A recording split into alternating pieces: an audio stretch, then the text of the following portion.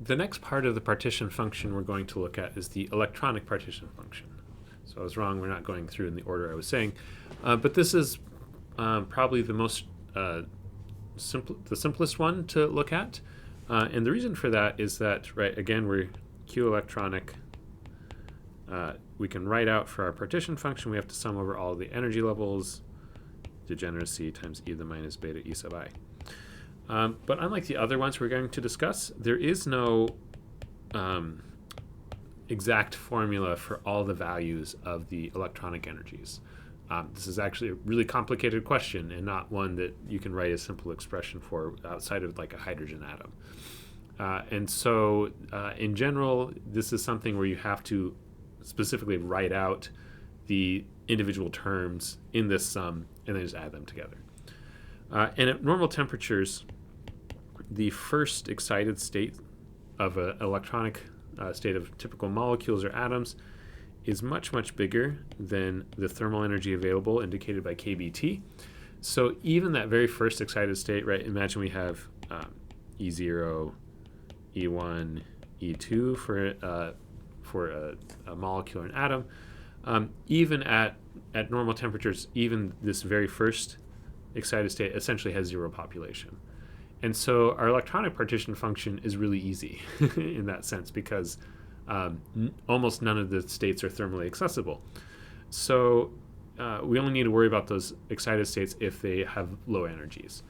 So our Q electronic is approximately equal to whatever the degeneracy of our ground state is. I'll call it 0. I have it 1 here in my notes. But whatever the lowest energy state is, right, this energy here, plus whatever the energy of the first excited state is, times e to the minus beta e of the first excited state.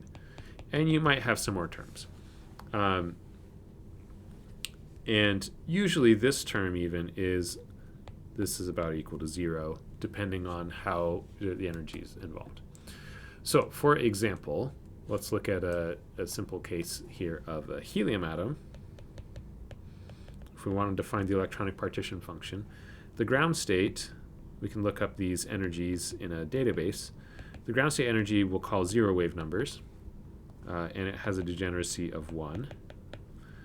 And the first excited state, so if you excite one of the s electrons to a p electron, that's a very large difference in energy. So going from a 1s orbital to a 2s or 2p orbital, it's 159,850 wave numbers higher in energy, and the degeneracy is now 3 for this state. And because this energy is so large, right, KBT at room temperature is about 210 wave numbers.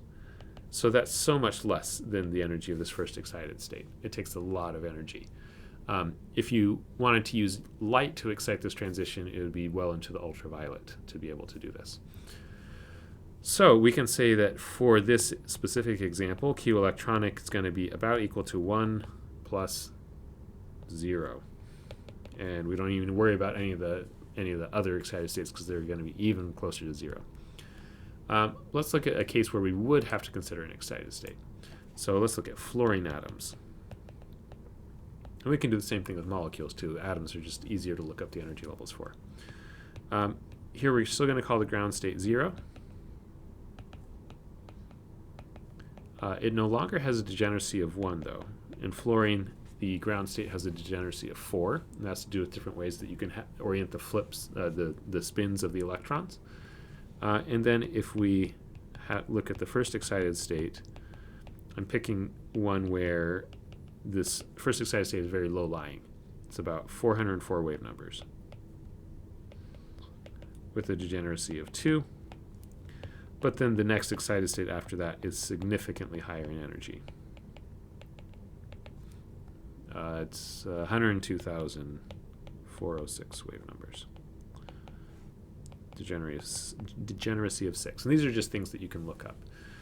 And so if we wanted to calculate Q electronic for fluorine, it's going to be equal to, again, for our ground state, now we need to take the degeneracy into account. So it's going to be 4, because there are 4 different energy levels that are all equal at the ground state.